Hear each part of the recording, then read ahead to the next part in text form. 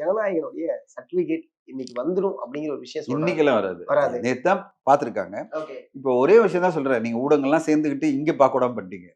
எங்க தமிழ்நாட்டுல. Okay. Sensor வந்து இங்க நடக்கல. ஆமா. அது ஹைதராபாடோ இல்ல பெங்களூரோ நடந்திருக்கு. ஏன்னா 2 பேரும் வந்து ரிவர்சிங் கமிட்டி சேர்மன் வந்து ஒருத்தர் வந்து பெங்களூர்ல இருக்காங்க. இன்னொருத்தர் வந்து ஹைதராபாத்ல இருக்காங்க.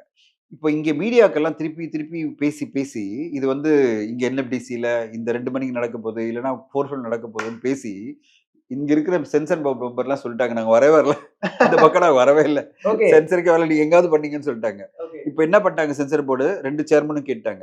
நாங்க ஹைதராபாத்லயே பண்ணிக்கிறோம் இல்லைன்னா பெங்களூர்ல பண்ணிக்கிறோம் சொல்லி நேத்து எங்க நடந்ததுன்னு யாருக்குமே தெரியல.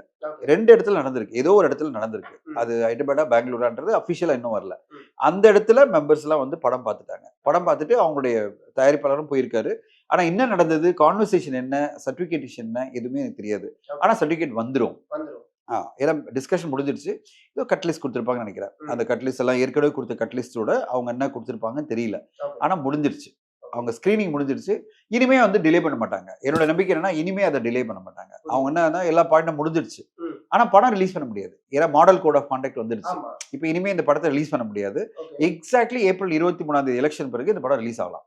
அப்போ 24 ரிலீஸ் ஆகலாம், இல்ல 30 ரிலீஸ் ஆகலாம், இல்ல 7ஆம் தேதி ரிலீஸ் ஆகலாம், இல்ல 15ஆம் தேதி ரிலீஸ் ஆகலாம். அது என்ன தேதின்றது ப்ரொடியூசர் அனௌன்ஸ் பண்ணுவாரு. ஆனா எப்போ பண்ணுவாருன்னா கையில சர்டிபிகேட் வரும்போது பண்ணுவாரு. அது எப்போ வரும் அப்படின்னா இப்போ வந்து இவங்க எல்லாமே சேர்ந்து ரிப்போர்ட் வந்து சேர்மனோட ரிப்போர்ட் போகும். இன்னைக்கு தான் போகும். நேத்து தான் பார்த்துருக்காங்க. நேத்து 7 மணிக்கு தான் பார்த்து முடிச்சிருக்காங்க. நேத்து ஈவினிங் தான் நடந்திருக்கு ஷோ. அது பெங்களூரா ஹைதராபாத்ன்றது இன்னைக்கு தகவல் வரலாம். பட் வராமையும் போகலாம்.